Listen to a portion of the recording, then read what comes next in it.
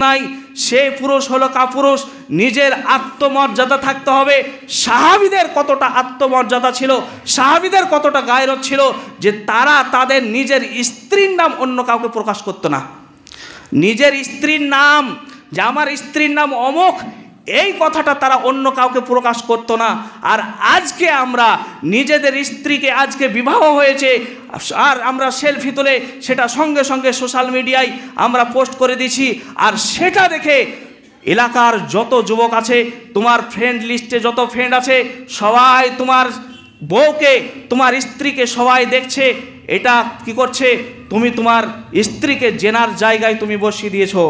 সম্মান উপস্থিতি, আমি যে কথা বলছিলাম যে আমরা বিবাহ অনুষ্ঠানে আমরা মেয়েকে ভালো করে সাজাই, কিন্তু সাজাতে গিয়ে এখানে কিছু লক্ষ্য করতে হবে।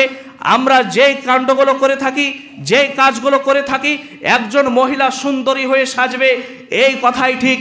বিবাহের জন্য যে ইসলামের ভিতরে, শরীয়তের ভিতরে যে সব রীতিনীতি আছে, যে সব কৃষ্টি কালচার আছে, এগুলো আমাদের পছন্দ হয় না। আমরা কি করি?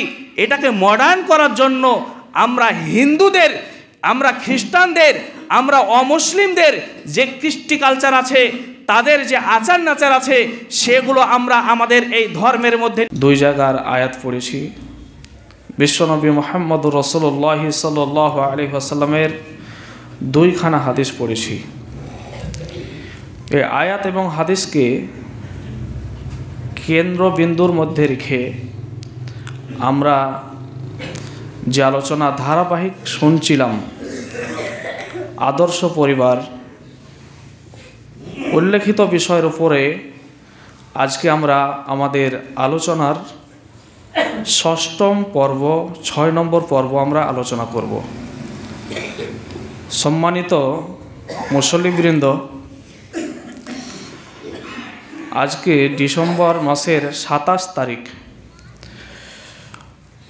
মূলত আমার খুতবার বিষয় হওয়া উচিত ছিল নববর্ষ বা হ্যাপি নিউ ইয়ার উদযাপন করা, কিন্তু এ বিষয়ে আমরা প্রতি বছর এ সময়ে শুনে আসছি। এরপরেও যারা নিজের আত্মাকে, নিজেকে সংশোধন করছে, তারা সেই কাজ থেকে বিরত থাকছে। আর যাদের দিল, যাদের অন্তর মরে গেছে, যাদের অন্তরে, যাদের কলবে মরীচিকা পড়েছে, তারা সেসব যুবক ভাইরা, তাদের কানে কোরআন এবং হাদিসের এত ওয়াজ নসিহত খুতবা তাদের কানে শোনার পরেও তারা এই কাজ তারা করে আসছে। মহান আল্লাহ তাআলা বলছেন, কদ আফলাহা মান তাযাক্কা।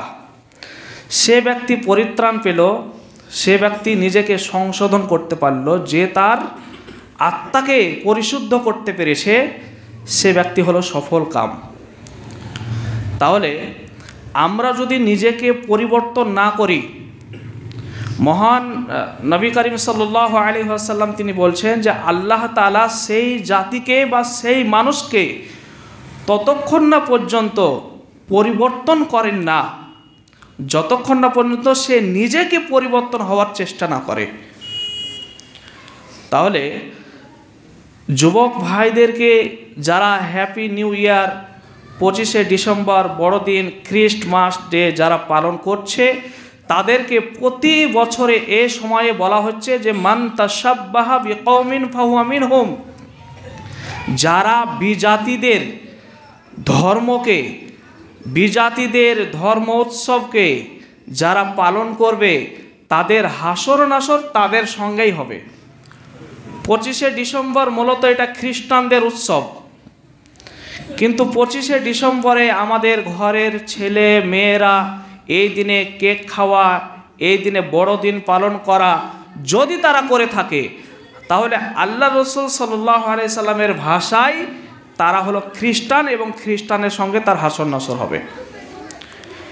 এমনকি জানুয়ারি মাসের, ডিসেম্বর মাসের 31 তারিখ, অর্থাৎ 31 তারিখের রাত্রে, অর্থাৎ যেই রাতকে বলা হয় 31st নাইট, যেটা হ্যাপি নিউ ইয়ার আসার আগে রাত্রে, সেই দিনে অনেক যুবক ভাইরা তারা নাইট ক্লাবে শহরে অঞ্চলে দেখা যায়, যেটা গ্রামগঞ্জে হয়তো নাই, যে তারা ঠিক ঘড়ি দেখে বসে থাকে যে 11:59 হয়েছে, আর 1 মিনিট হলেই 2024 সাল থেকে 2025 সাল, সে সময় তারা কি করে, সে জায়গায় মদের আসর, উলঙ্গ মেয়েদের নিয়ে নাচানাচি, বিভিন্ন রং তামাশায় মেতে থাকে। এটাও হচ্ছে বিজাতিদের তাদের ধর্ম পালন করা, তাদের উৎসব পালন করা। তাদের হাসর সেই বিজাতিদের সঙ্গে হবে। সম্মান উপস্থিতি, এ বিষয়ে আমি আলোচনা করব না, আর একটা কথা বলে আমি আমার আলোচনার দিকে এগিয়ে যাব। এটা মনে রাখতে হবে, আমরা যতগুলো মানুষ এখানে বসে আছি, আমরা বিবেকবান মানুষ, আমরা বুদ্ধিজীবী মানুষ। 2024 সাল চলে গেল, 2025 সালের আগমন, এইখানে আমার খুশি হওয়ার কোনো কারণ নাই, বরঞ্চ আমাকে দুঃখিত হতে হবে যে আমার জীবন থেকে, আমার হায়াত থেকে একটা বছর মাইনাস হয়ে গেল। হতে পারে আমার মৃত্যু যদি এই 2025 সালে যদি আল্লাহ তাআলা আমার তাকদিরে লিখে থাকে, তাহলে আমার সে মৃত্যুর বছর 2025 সালে এসে গেছে।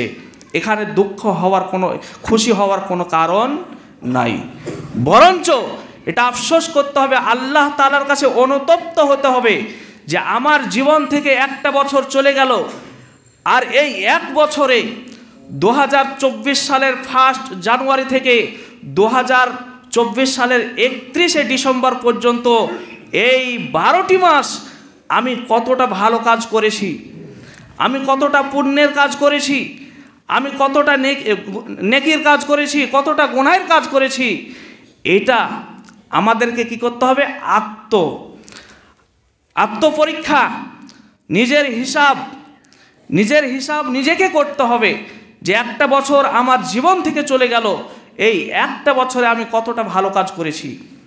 সম্মান উপস্থিতি, যাই হোক, আলোচনা আমরা করব বলেছি আদর্শ পরিবার। আমরা যেখানে আলোচনা আমাদের স্টপ করেছিলাম যে আদর্শ পরিবার গঠন করার জন্য আদর্শ বিবাহ, এবং বিবাহ যেটা হবে সেটা আদর্শ নবী মুহাম্মদ সাল্লাল্লাহু আলাইহি সাল্লামের আদর্শ অনুযায়ী হতে হবে। আমরা বিবাহের আলোচনা করতে গিয়ে আমরা আলোচনা করেছি যে বিবাহের পূর্বে পাত্রীকে ভালো করে দেখে নিতে হবে। ভালো করে দেখা বলতে শরীয়তসম্মতভাবে তার মুখমণ্ডল, তার কবজি, তার পায়ের গোড়ালি পর্যন্ত, এগুলো শরীয়তসম্মত। এর থেকে যদি কেউ বেশি কিছু জানতে চায়, তাহলে কি করতে হবে, সেই যুবককে তার মা অথবা তার খালা, তার ফুফু দ্বারা তাকে কোনো জায়গায় গিয়ে সে মেয়েটার আরও কিছু জানার থাকলে জানতে পারে। কিন্তু সেই যুবক যে বিবাহ করবে, বিয়ের আগে তার হাতের কবজি, মুখমণ্ডল এবং পায়ের গোড়ালি ছাড়া আর কোনো জায়গা দেখা সে যুবকের জন্য বৈধ নয়।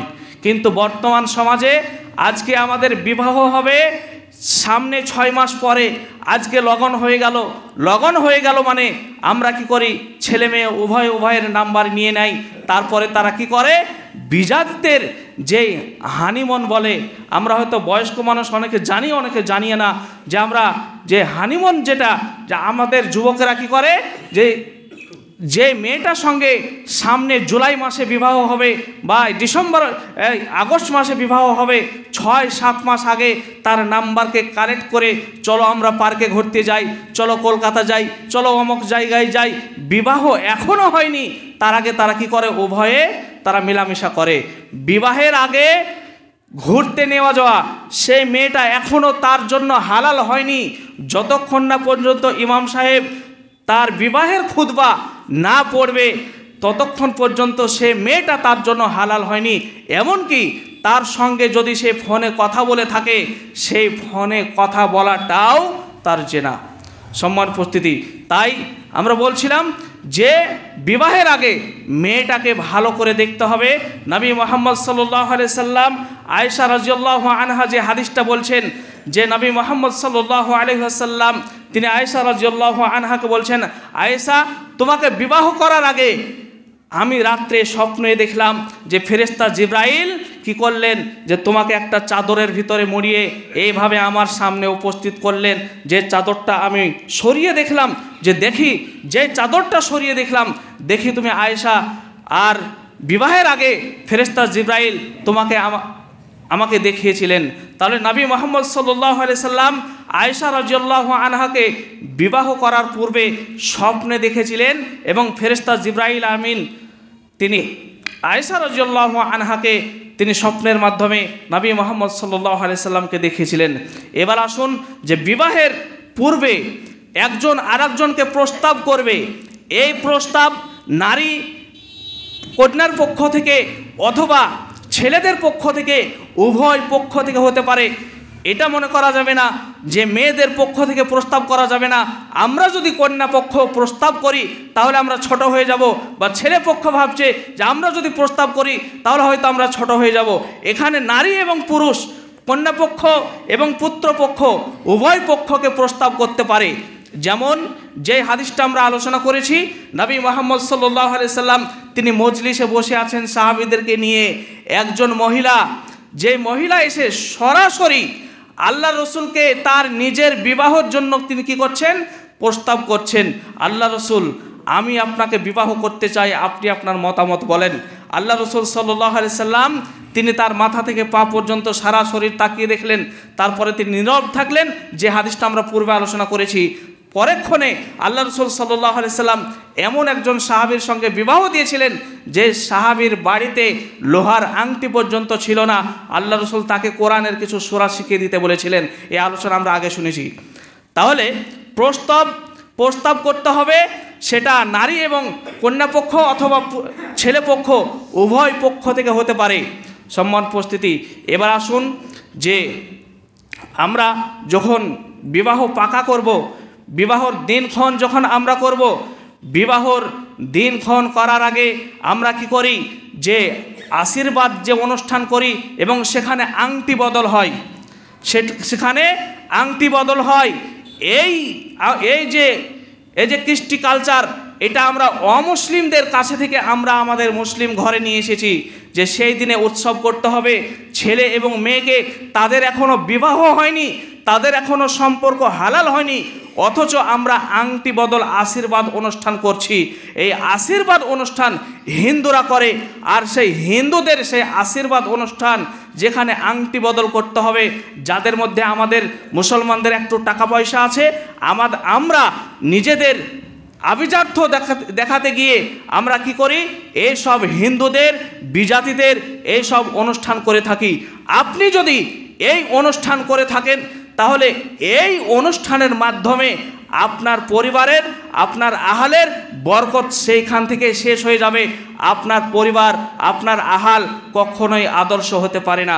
সম্মান উপস্থিতি, চলুন এবার বিবাহের পূর্বে আমাদের আরেকটা অনুষ্ঠান করা হয়, যেটা বিবাহের কার্ডে লেখা থাকে, যে গায়ে হলুদ হবে এই তারিখে, ডিসেম্বর মাসের 27 তারিখে এবং 28 তারিখে বিবাহ। গায়ে হলুদের জন্য একটা দিন করা হচ্ছে, গায়ে হলুদ বা হলুদের জন্য, গায়ে হলুদ মাখার জন্য যে একটা দিন করা হচ্ছে, এটাও হচ্ছে বিজাতিদের সংস্কৃতি, সেটা আমরা মুসলমান ঘরে নিয়ে এসেছি। তাই বলে কি আমরা গায়ে হলুদ মাখতে পাবো কি পাবো না? আসুন এখানে নবী মুহাম্মদ সাল্লাল্লাহু আলাইহি সাল্লামের একটা হাদিস আপনাকে শোনাই। আল্লাহ রাসূল সাল্লাল্লাহু আলাইহি সাল্লামের একজন বিখ্যাত সাহাবী, যার নাম হলো আব্দুর রহমান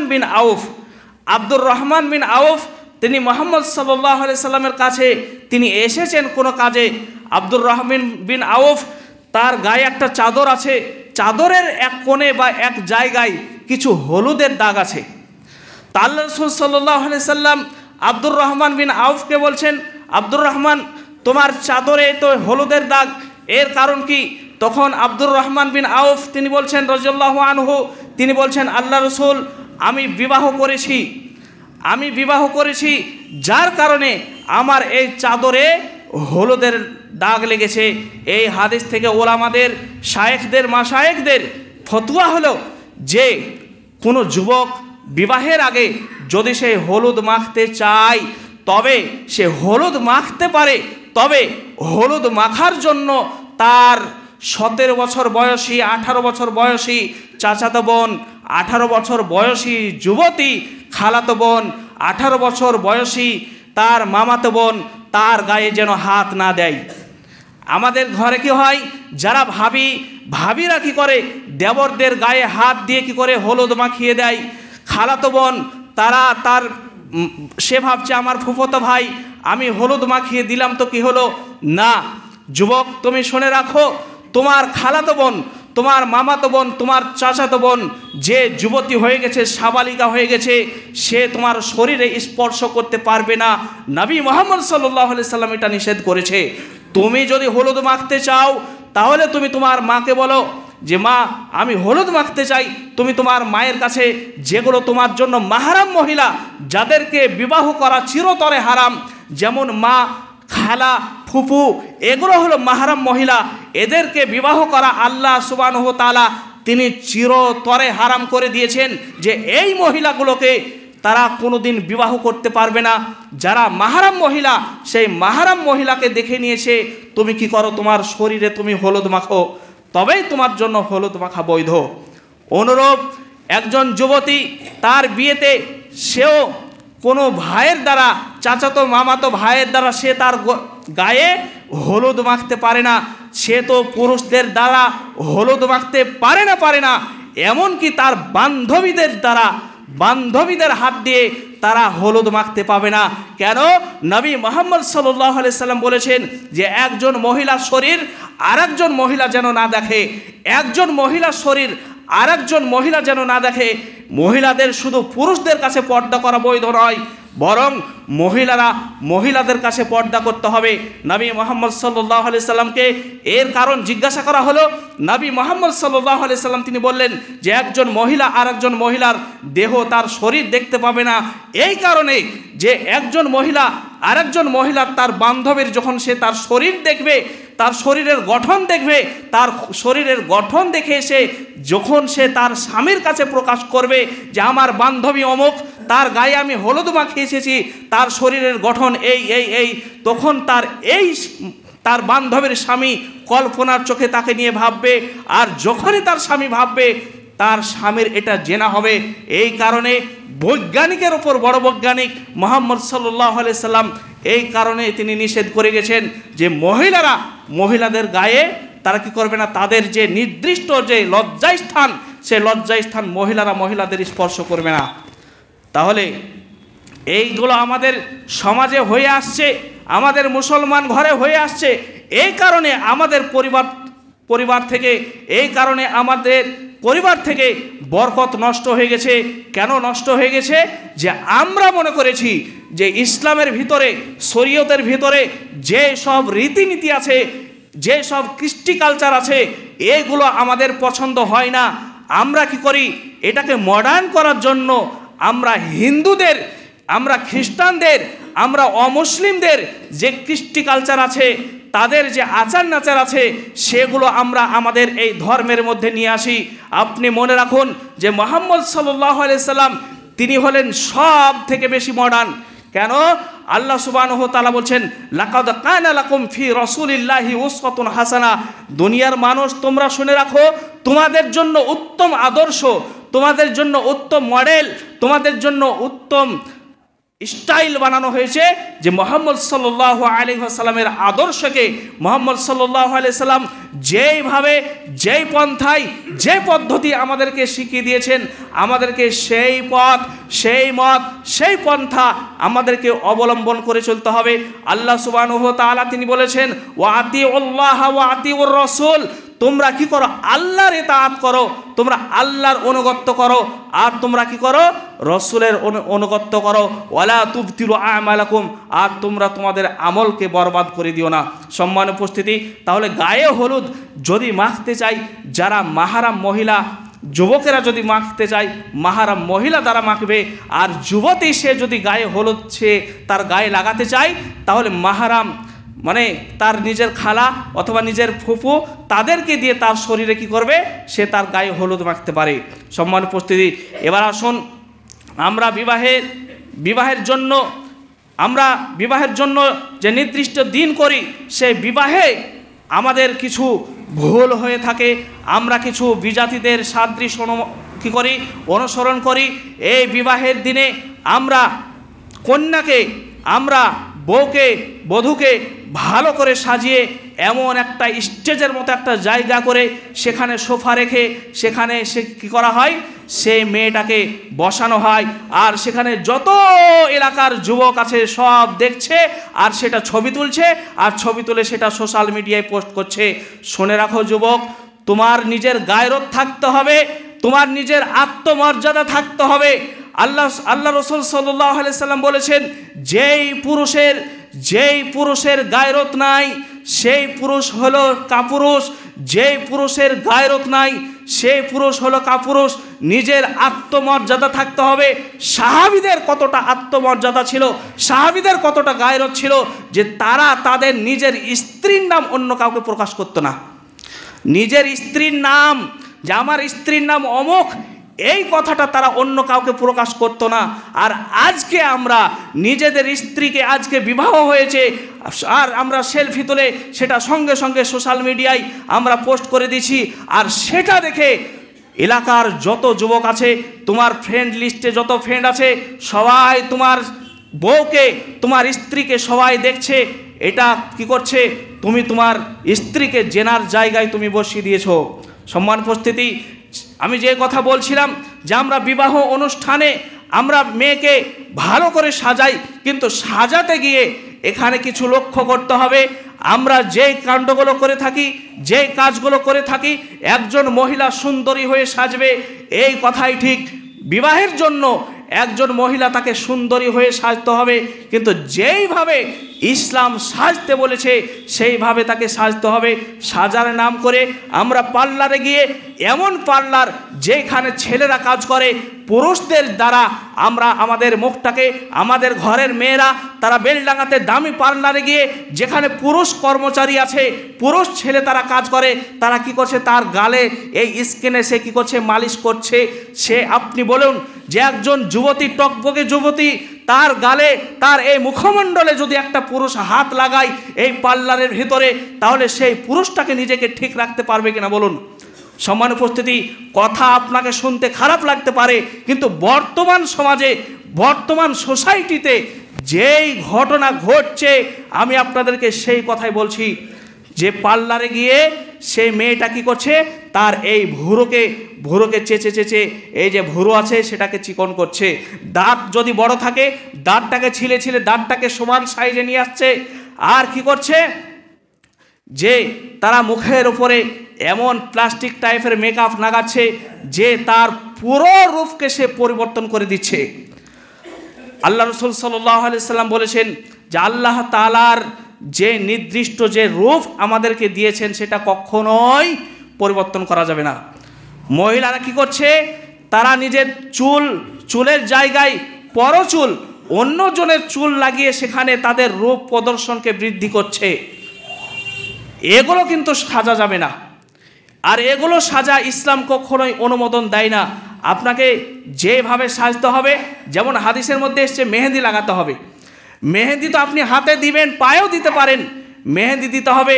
আলতা কখনোই পরা যাবে না, টিপ দিয়ে সাজা যাবে না। টিপ পরা হলো এটা হিন্দুদের কালচার, টিপ পরা হলো এটা হিন্দুদের কৃষ্টি কালচার। আর এই টিপ পরা হিন্দুদের এই রীতিনীতি থেকে আমাদের এই মুসলমান ঘরে এসেছে। তারা কি করে, তারা একটা জায়গায় তাদের পরিবারে হয়তো তাদের বিবাহে তারা রাজি নাই, তারা একটা জায়গায় মন্দিরে গিয়ে সেখানে সিঁদুর দিয়ে যদি তারা একটা টিপ দিতে পারে তাহলে তাদের বিবাহ হয়ে গেল। এই হিন্দুদের এই কৃষ্টি কালচার থেকে টিপ দেওয়া প্রথা আমাদের এই ইসলাম সমাজে, আমাদের এই মুসলিম সমাজে এই প্রথা চলে এসেছে। এগুলো আমাদেরকে অ্যাভয়েড করতে হবে, এগুলো থেকে আমাদেরকে বিরত থাকতে হবে। তবেই আমরা আমাদের পরিবারকে আমরা আদর্শবান করে তুলতে পারবো। সম্মানিত উপস্থিতি, যেই কথা বলছিলাম যে বিবাহের আগে সেই পুত্রবধূকে, বিবাহের আগে সেই নববধূকে ভালো করে সাজতে হবে। আয়েশা রাদিয়াল্লাহু আনহা তিনি বলছেন যে আল্লাহ রাসূল সাল্লাল্লাহু আলাইহি ওয়াসাল্লামের সঙ্গে যখন আমার বিবাহ হয়েছিল তখন আমার বয়স ছিল 6 বছর। আমি এক সময়ে আনসারি মহিলাদের নিয়ে আমি খেলা করছিলাম, আমি খেলায় ব্যস্ত ছিলাম, আমি দোলনা খেলছিলাম। সেই সময়ে আমার মা এসে আমাকে ডাকলো। কি বলে ডাকলো? আয়েশা, তুমি এখান থেকে তুমি চলে এসো। আমি কি করলাম, আমার গায়ে শরীরে যে ধুলোবালি ছিল সেগুলো আমি ঝাড়লাম। ঝাড়ার পরে তিনি আমাকে একটা কক্ষে, একটা কামরায় নিয়ে গেলেন। নিয়ে যাওয়ার পরে দেখি সেখানে কিছু আনসারীদের মহিলা, তারা আমাকে সুন্দর করে সাজালেন।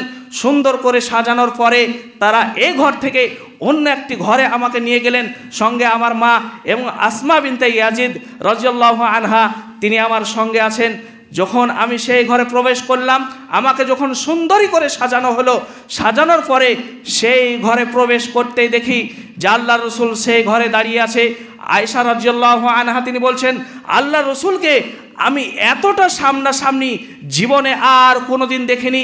আল্লাহ রসুলকে আমি আমার সামনে দেখতে পেয়ে আমি বড়ই অবাক হয়ে গেলাম, আমি বড়ই লজ্জিত হয়ে গেলাম যে আল্লাহ রসুলকে এত কাছে থেকে আমি দেখিনি। আল্লাহ রসুল এখন আমার একেবারে সামনে। আল্লাহ রসুলকে দেখে আমি লজ্জায় আমার মাথাকে নিচু করে নিলাম।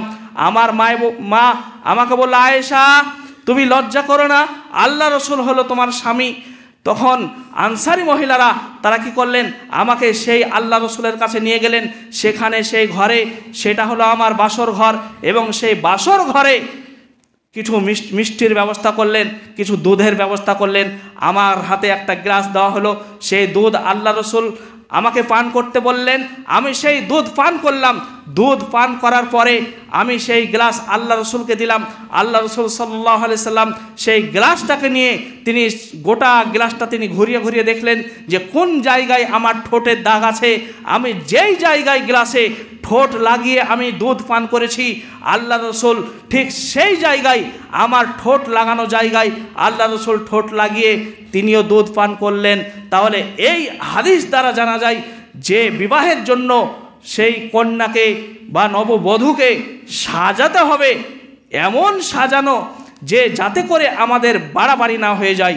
সম্মান উপস্থিতি, সময় শেষ হয়ে গেছে, তবু একটা কথা বলি, এই বধূকে সাজাতে গিয়ে আমরা কি করি, আমরা কিছু অপচয় করে ফেলি। এবং বিবাহের সূচনা থেকে শুরু করে বিবাহের শেষ পর্যন্ত পুরো বিবাহে আমরা এত বাড়াবাড়ি, এত অপচয় করে থাকি যা আল্লাহ সুবহানাহু ওয়া তাআলা তিনি বলছেন, ইন্নাল মুবাযযিরিনা কানু ইখওয়ানাশ শায়াতিন। যারা বেশি বেশি করে অপচয় করে, যারা ফালতু খরচ করে, অপচয় করে, তারা হলো ইখওয়ানাশ শায়াতিন, তারা হলো শয়তানের ভাই। কতটা অপচয় হয় যে একটা মহিলা, সে বড় লোকের বিটি, আভিজাত্য ঘরের সে মেয়ে, সে কি করে, সেই বহরমপুরে গিয়ে সেই ভালো কাপড়ের দোকানে গিয়ে তা লেহেঙ্গা না কি বলে সেই সব পোশাক পরে, যার দাম আপনার 20,000, 30,000, 40,000 পর্যন্ত দাম। যে এত টাকা দামের একটা পোশাক পরে সেই মহিলা কি করে, সেই সোফায় স্টেজের মতো জায়গা থাকে, স্টেজ করা থাকে, সেই জায়গায় একটা সোফা রাখা থাকে, দুটো লাইটিং ফোকাস থাকে, সেখানে ভিডিও ক্যামেরা হয়, এবং সেই ভিডিও, সেই ছবি সোশ্যাল মিডিয়ায় পোস্ট হয়। যুবক, তুমি যে ভাবছো যে আমি আমার পরিবারকে আমি আদর্শবান করব, বিবাহের পূর্বে যে তোমার স্ত্রীর ছবি সোশ্যাল মিডিয়ায় পোস্ট হয়ে গেল, সেখানে কত যুবক তারা কমেন্ট করলো, কত যুবক তারা লাইক করলো, কত যুবক তোমার স্ত্রীকে তারা লাভ রিয়েক্ট দিল। এটা আমরা বয়স্ক মানুষ বুঝবো না। লাভ রিয়েক্ট দিল তার মানে কি, তোমার স্ত্রীর ওপর সেই যুবকরা আকৃষ্ট হলো, তোমার স্ত্রীকে দেখে তারা জেনার অনুভব করলো। তোমার পরিবার কি করে আদর্শ হতে পারে বলো যুবক। এই জন্য নবী মুহাম্মদ সাল্লাল্লাহু আলাইহি সাল্লাম যেই পন্থায়, যেই আদেশে আমাদেরকে বিবাহ করতে বলেছেন, বিবাহ হলো আল্লাহ রাসূল সাল্লাল্লাহু আলাইহি ওয়াসাল্লামের একটি সুন্নাহ মধ্যে অন্যতম একটি সুন্নাহ। নবী মুহাম্মদ সাল্লাল্লাহু আলাইহি সাল্লাম যেই পদ্ধতিতে আমাদেরকে বিবাহ করার আদেশ দিয়েছেন, সেই পদ্ধতিতে বিবাহ করতে হবে। তবেই আমরা আমাদের পরিবারকে, আমাদের আহালকে আমরা আদর্শবান করে তুলতে পারবো। পরিশেষে বলি, আল্লাহ আমরা যেন সঠিক নিয়মে নবী মুহাম্মদ সাল্লাল্লাহু আলাইহি সাল্লামের দেখানো পথ নির্দেশনায় আমরা যেন আমাদের পরিবারকে আদর্শবান করে গড়ে তুলতে পারি। আল্লাহ তুমি আমাদেরকে সেই তৌফিক দান করো। আপাতত আমরা আমাদের আলোচনা এইখানেই স্টপ করছি, শেষ করছি। এই আলোচনা আগামী জুম্মায় আবার আমরা আলোচনা করব ইনশাআল্লাহ। হে আল্লাহ তুমি আমাদের সকলকে সঠিক বুঝার তৌফিক দান করো। আল্লাহুম্মা আমিন। হে আল্লাহ, আমাদের আত্মীয় স্বজন যারা বিছানাগত হয়ে আছে আল্লাহ তুমি তাদেরকে সুস্থতা দান করো। আল্লাহুম্মা আমিন। হে আল্লাহ, আমাদের আত্মীয় স্বজন যারা কবরে চলে গেছে তাদের কবরকে তুমি জান্নাতুল ফিরদাউস নসিব করো। আল্লাহুম্মা আমিন। ওয়া মা আলাইনা ইল্লাল বালাদ। আল্লাহুম্মা সাল্লি আলা মুহাম্মাদ ওয়া আলা আলি মুহাম্মাদ কামা সাল্লাইতা আলা ইব্রাহিম ওয়া আলা আলি ইব্রাহিম ইন্নাকা হামিদুম মাজিদ। আল্লাহুম্মা বারিক আলা মুহাম্মাদ ওয়া আলা আলি মুহাম্মাদ কামা বারাকতা আলা ইব্রাহিম ওয়া আলা আলি ইব্রাহিম ইন্নাকা হামিদুম মাজিদ। সুবহানা রাব্বিকা রাব্বিল ইজ্জাতি আম্মা ইয়াসিফুন ওয়া সালামুন আলাল মুরসালিন আলহামদুলিল্লাহি রাব্বিল আলামিন।